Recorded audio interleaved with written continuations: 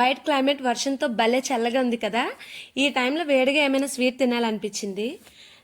ఏంటా అని అలా ఆలోచిస్తే వెంటనే నాకు గోధుమ పిండి బెల్లం పొంగడాలు గుర్తొచ్చాయి. అందరిలాగా గోధుమ పిండి బెల్లంతో చేస్తే కిక్ ఏముంటుంది అని కొంచెం వెరైటీగా చేశాను.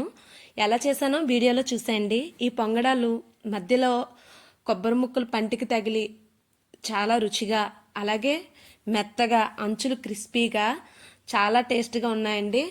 ముందుగా ఈ పొంగడాల తయారీ కోసం నేను 2 కప్పులు గోధుమ పిండి, అరకప్పు వరిపిండి, 1 కప్పు బెల్లం, ఒక కొబ్బరి చెక్క తీసుకున్నాను. అలాగే 4 టేబుల్ స్పూన్లు జీడిపప్పు తీసుకున్నాను. ముందుగా గిన్నెలో గోధుమ పిండి, వరిపిండి వేసుకున్నాను. స్టవ్ ఆన్ చేసి కళాయి పెట్టుకొని నెయ్యి 2 టీ స్పూన్లు వేసుకొని జీడిపప్పు చిన్న ముక్కలుగా తరుక్కున్న కొబ్బరి ముక్కలు వేయించి ఈ గిన్నెలో పిండిలు వేసుకున్నాను కదా, ఆ పిండిలోని వేయించినవి కూడా వేసుకున్నాను.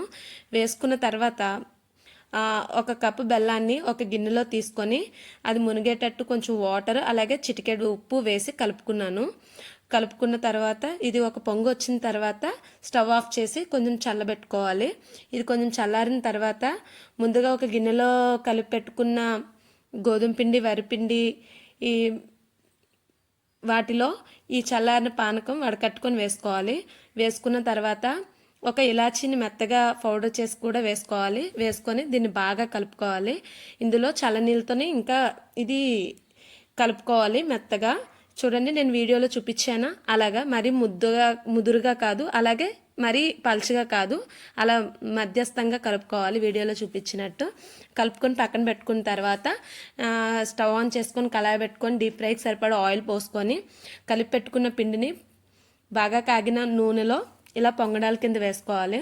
పొంగడాల కింద వేసుకున్న తర్వాత గరిటెతో కొంచెం ఆయిల్ని ఆ పొంగడాల పైన ఇలా వేస్తూ ఉండాలి. సారీ, క్లిప్ కొంచెం మిస్ అయింది.